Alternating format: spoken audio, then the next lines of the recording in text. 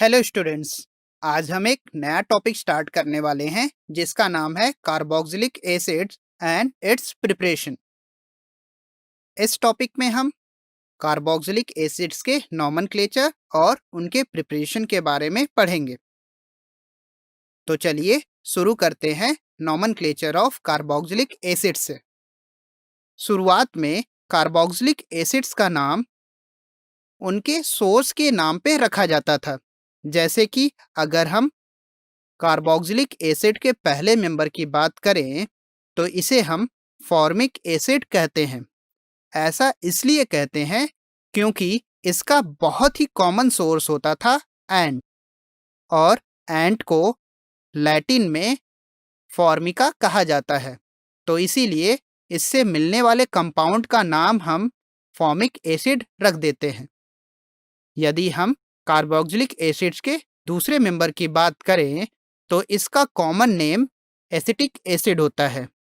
ऐसा इसलिए होता है क्योंकि यह विनेगर का मेजर कंपोनेंट होता है और विनेगर को लैटिन में एसिटम बोला जाता है। वहीं अगर हम फोर्थ मेंबर की बात करें तो इसे हम ब्यूटेरिक एसिड बोलते हैं। ऐसा इसलिए होता है क्योंकि यह बटर के ऑक्सीडेशन से मिलता है और बटर को हम लैटिन में ब्यूटीरम कहते हैं। वहीं पांचवें मेंबर को हम वैलेरिक एसिड कहते हैं क्योंकि यह वैलेरियन प्लांट के रूट से ऑब्टेन किया जाता है। चलिए अब हम कार्बोक्सिलिक एसिड्स के आईयूपीएसी नॉमेनक्लेचर की बात कर लेते हैं। कार्बोक्सिलिक एसिड्स के लिए हम सफिक्स ओइक एसिड यूज करते हैं। तो अगर हमें फॉर्मिक एसिड का आईयूपीएसी नेम लिखना है तो यहाँ पर केवल एक कार्बन है, तो इसलिए इसका आईयूपीएसी नाम मिथेनोइक एसिड हो जाता है। वहीं अगर हम एसिटिक एसिड का आईयूपीएसी नेम लिखें तो यहाँ पर पैरेंट चेन में दो कार्बन है जिसके लिए रूट वर्ड ईथ होता है। तो इस तरह से इस कंपाउंड का आईयूपीएसी नेम इथेनोइक एसिड हो जाता है। वहीं ब्यूटेरिक एसिड के केस में कार्बन चेन में 4 कार्बन प्रेजेंट हैं, इसीलिए इसका आईयूपीएसी नेम ब्यूटेनोइक एसिड हो जाता है। वहीं वैलेरिक एसिड का आईयूपीएसी नेम पेंटेनोइक एसिड होता है क्योंकि इसके लिए पैरेंट चेन में 5 कार्बन प्रेजेंट होते हैं।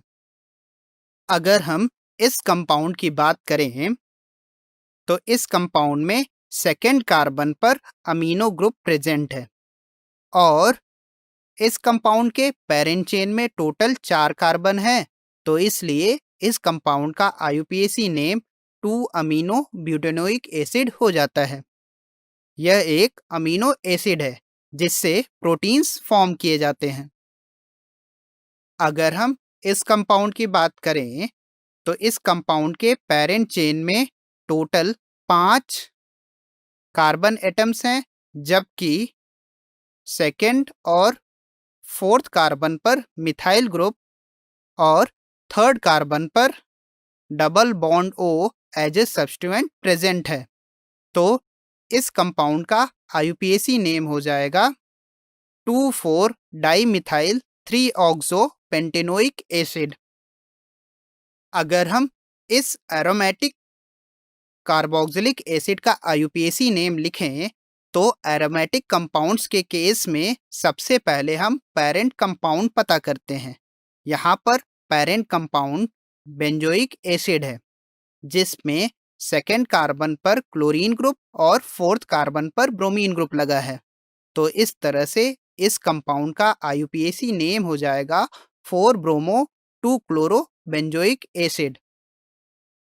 यदि हम इस कंपाउंड में आईयूपीएसी नेम की बात करें तो बेंजोइक एसिड के थर्ड कार्बन पर आइसोप्रोपाइल ग्रुप लगा है, तो इसका आईयूपीएसी नेम हो जाएगा 3 आइसोप्रोपाइल बेंजोइक एसिड।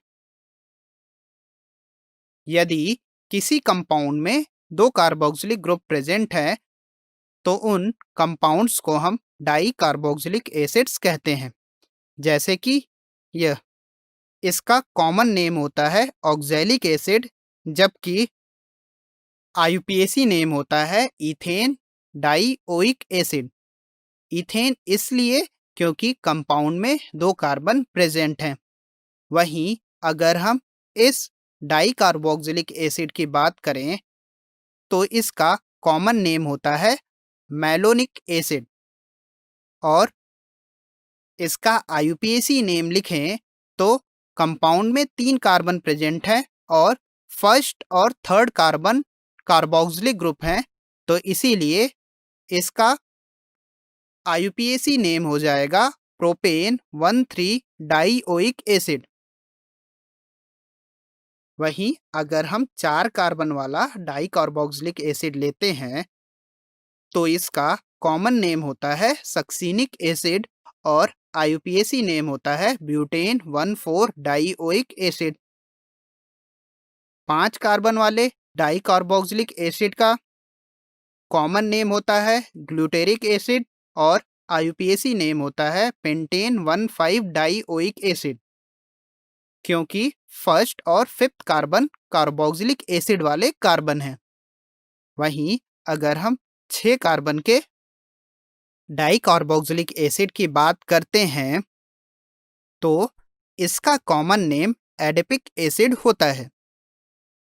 इसके फर्स्ट और सिक्स्थ कार्बन कार्बोक्सिलिक एसिड वाले हैं, तो इसका आईयूपीएसी नेम होगा हेक्सेन 1,6 डाईओइक एसिड।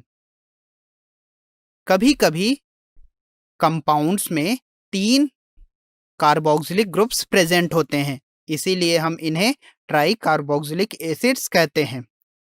अगर हमें इनका आईयूपीएसी नेम लिखना है तो यहाँ पर एक पेरेंट चेन में तीनों कार्बोक्सिलिक ग्रुप्स नहीं आ पाते हैं, तो उनको हम सेपरेटली कार्बोक्सिलिक एसिड का नाम देते हैं, और इनको छोड़कर जो सबसे लंबी कार्बन चेन बनती है उसको हम पेरेंट चेन मानते हैं। अगर हम कार्बोक्सिलिक ग्रुप को एक्सक्लूड करके कार्बन चेन देखें तो यह 3 कार्बन की चेन है, तो इसलिए इस कंपाउंड का आईयूपीएसी नेम हो जाएगा प्रोपेन 1,2,3 ट्राई कार्बोक्सिलिक एसिड, क्योंकि फर्स्ट, सेकेंड और थर्ड तीनों कार्बन पर कार्बोक्सिलिक ग्रुप प्रेजेंट है। आई होप आप कार्बोक्सिलिक एसिड्स के नॉमेनक्लेचर को समझ गए होंगे।